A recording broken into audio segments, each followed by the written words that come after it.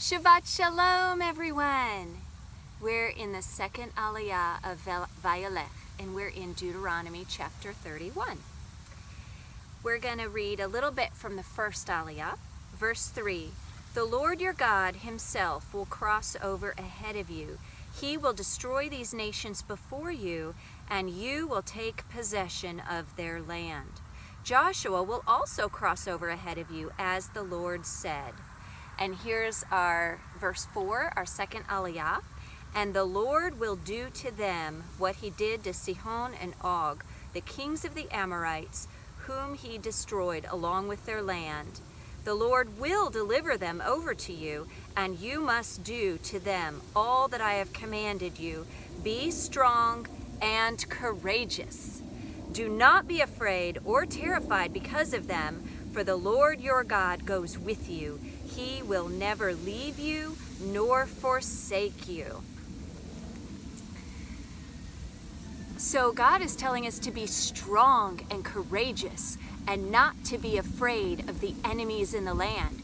Remember, the Israelites are standing on the banks of the Jordan River, ready to cross over into the Promised Land. And do you remember the first time that they did this, 40 years earlier, they got scared of the inhabitants, and then they didn't get to go in. They didn't trust God, so they wandered around in the wilderness for 40 years. Well, the next generation is getting a chance now, and they're standing on the banks of the river. And do you think it was still a little bit scary? Maybe so. But remember, we can have faith or we can have fear. What do you think Adonai wants us to have? Faith. That's right. He said, be strong and courageous and do not be afraid.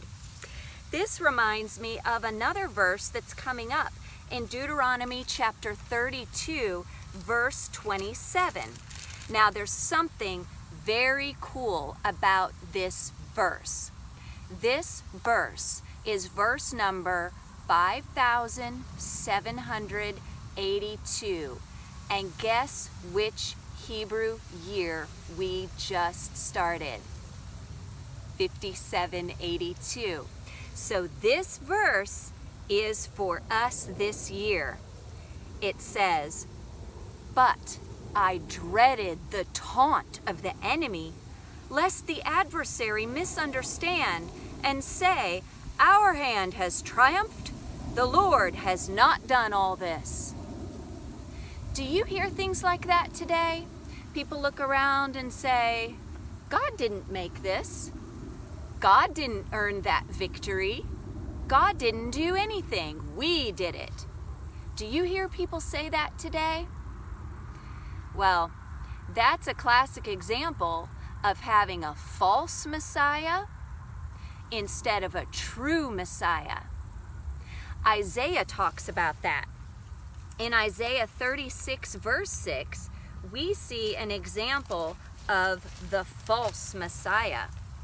It says, look now, you are depending on Egypt, that splintered reed of a staff, which pierces a man's hand. Ow! And wounds him if he leans on it.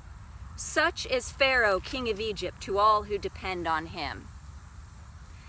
Anyone who depends on something that God created instead of the Creator himself has made an idol of what the creation is. Do you ever hear people saying, well, I believe in science. I follow science.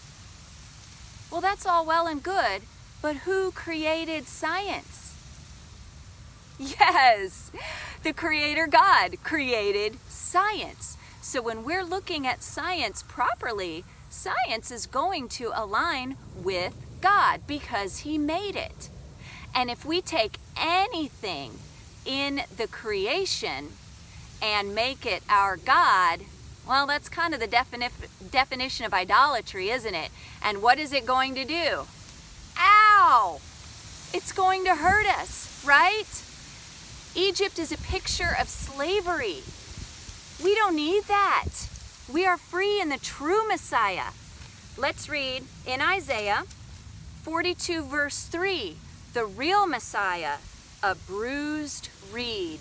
Remember, he was bruised because he laid his life down for us. He died for our sins.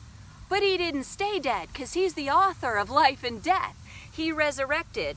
A bruised reed he will not break, and a smoldering wick he will not snuff out. In faithfulness he will bring forth justice. So when we hear the taunt of the enemy, we should not fear it. We should not fear it, as Adonai tells us in Deuteronomy. Psalm verse 2 tells us, "Why do the nations conspire and the peoples plot in vain? The kings of the earth take their stand, and the rulers gather together against the Lord and against his anointed one." Verse 4, the one enthroned in heaven laughs. Then he rebukes them in his anger and terrifies them in his wrath. Is that not what we see in our Torah portion? The Lord will do to Sihon and Og and the kings of the Amorites exactly as he has said.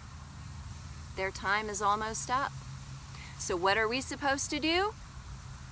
Be strong and courageous. Don't fear the enemy. Shabbat Shalom.